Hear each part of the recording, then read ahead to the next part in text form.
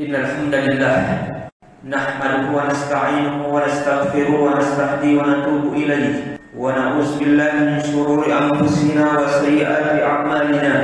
Man yahdihillahu fala mudilla lahu wa man yudlilhu fala hadiya lahu. Wa asyhadu an la ilaha illallah wahdahu la syarika lahu wa asyhadu anna Muhammadan abduhu wa rasuluh. Allahumma shalli ala Muhammad wa ala ali Muhammad kama shallaita ala Ibrahim wa ala ali Ibrahim fil alamin innaka Hamidum Majid.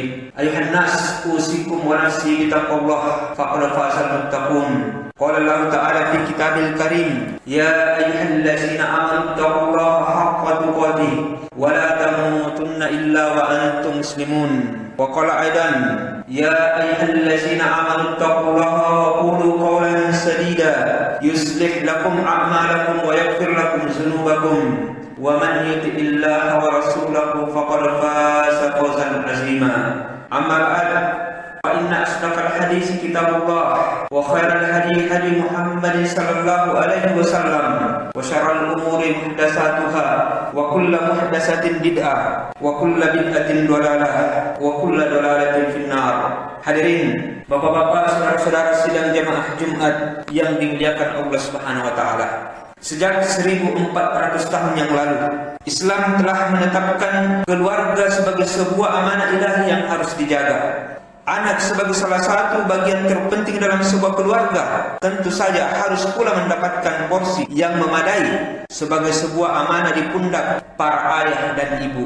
Allah Subhanahu wa taala mengingatkan di dalam surah An-Nisa ayat yang ke-58, innallaha ya'murukum an tu'addu al-amanati ila ahliha. Sesungguhnya Allah memerintahkan kalian untuk menunaikan amanah-amanah itu kepada yang berhak menerimanya. Secara khusus, kewajiban menjaga keluarga itu ditegaskan oleh Allah Subhanahu wa taala, Sang Pencipta manusia itu sendiri, melalui firman-Nya di dalam surah At-Tahrim ayat yang ke-6, ya ayyuhallazina amanu qu anfusakum wa ahlikum naran wa quduhan nasu wal hijarah. Wahai sekalian orang-orang beriman, jagalah, lindungilah diri kalian dan keluarga-keluarga kalian dari neraka yang bahan bakarnya berupa manusia dan bebatuan. Pesan Allah Subhanahu wa taala ini memberikan kepada kita satu perspektif penting sebagai orang tua, bahwa di antara semua usaha dan kerja keras kita menjaga keluarga dan menjaga anak-anak kita secara khusus, maka usaha dan kerja keras yang paling penting adalah usaha melindungi keluarga dan anak-anak kita dari jilatan api neraka Allah Azza wa Jalla. Bahwa cita-cita kita untuk membahagiakan keluarga dan anak-anak dengan kehidupan dunia yang nyaman, fasilitas yang memadai, dan pendidikan yang berkualitas, semua itu adalah cita-cita yang baik belaka. Tetapi di atas itu, ada cita-cita yang lebih wajib untuk selalu kita kejar, lebih wajib untuk selalu kita obsesikan. Apakah itu jamaah yang dimuliakan Allah Subhanahu wa taala? Cita-cita mengantarkan keluarga dan anak-anak kita untuk mendapatkan kebahagiaan abadi di dalam surga Allah Subhanahu wa taala. Maka kaum muslimin yang dimuliakan Allah Subhanahu wa taala, jika kita selalu gelisah memikirkan besok keluargaku akan tinggal di mana, nanti anak-anak kita akan sekolah di mana, besok anak-anakku akan menjadi apa, maka kita jangan sampai lupa untuk mengkhawatirkan bagaimana kondisi keluarga dan anak-anakku nanti saat mereka telah masuk ke liang kubur. Di akhirat nanti, kemanakah anak dan istriku akan berakhir? Ini yang patut untuk kita pikirkan jamaah yang dimuliakan Allah Subhanahu wa taala. Apakah kelak kami masih dapat berkumpul kembali di jannah surga Allah Subhanahu wa taala?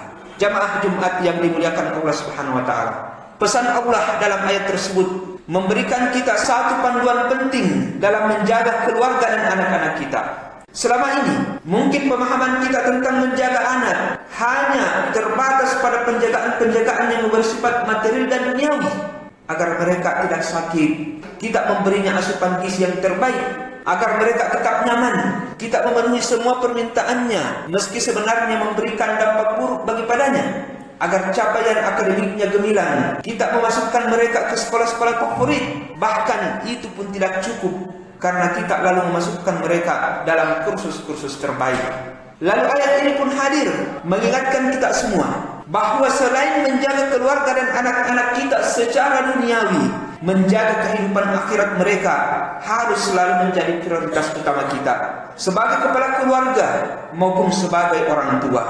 Jamaah Jumat yang dimuliakan Allah Subhanahu wa taala, agar mereka tidak salah kaprah tentang kehidupan dunia ini, maka kita harus menanamkan bahwa dunia ini hanya tempat persinggahan sesaat dan setelah itu kita akan menuju kehidupan akhirat yang abadi.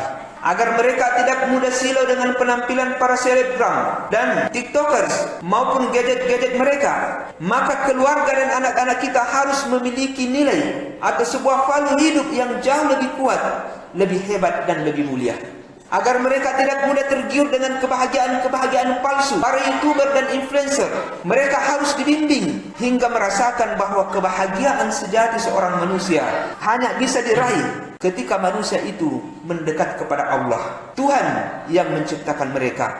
Mereka harus memahami bahwasanya manisnya kehidupan hanya bisa dikecap oleh mereka yang mendedikasikan bakti dan penyembahan paripurna mereka hanya kepada Allah Azza wa Jalla. Jamaah Jumat yang dimuliakan Allah Subhanahu wa taala, kita semua sepakat bahwa tidak semua kita sebagai kepala keluarga dan orang tua ditakdirkan sebagai manusia yang memiliki keberlimpahan materi dan harta.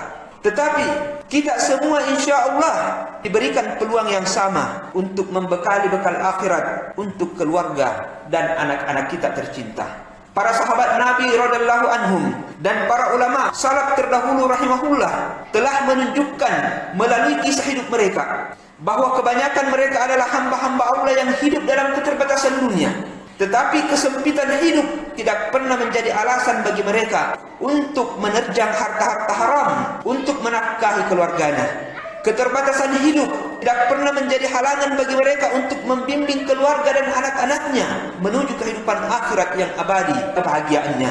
Semoga Allah senantiasa memberikan taufik dan inayahnya untuk kita semua dalam menjalankan amanah mulia ini. Barakallahu li wa lakum fil kitabi was sunnati wa nafa'ni wa iyyakum bima fihi minal ilmi wal hikmah. Aqulu qawli hadza wa astaghfirullaha li wa lakum wa lisairil muslimina wal muslimat fastaghfiruhu innahu huwal ghafurur rahim.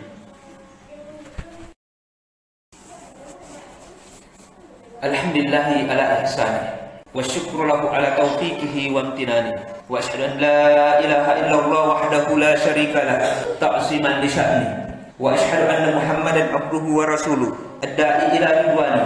Allahumma shalli wa sallim wa barik alaihi wa ala alihi wa ashabihi wa ikhwani. Ayuhan nas usikum wa nafsi bi taqwallah faqad fazal muttaqun. Jamaah Jumat yang dimuliakan Allah Subhanahu wa taala, beberapa hari terakhir ini kita dikejutkan oleh sebuah kabar tragis tentang seorang anak yang dengan sengaja dibunuh oleh dua remaja lantaran ia tergiur oleh tawaran antah berantah dari dunia online untuk mendapatkan uang berlimpah. Tentu saja kita sangat prihatin dan berduka dengan kejadian tersebut. Tetapi yang harus kita sadari bahwa kejadian tragis itu adalah sebuah fenomena gunung es yang mewakili berbagai peristiwa tragis lainnya yang tersembunyi di tengah masyarakat kita. Kejadian-kejadian tragis yang menunjukkan betapa besarnya celah kekosongan dan kehampaan dalam pikiran anak-anak kita.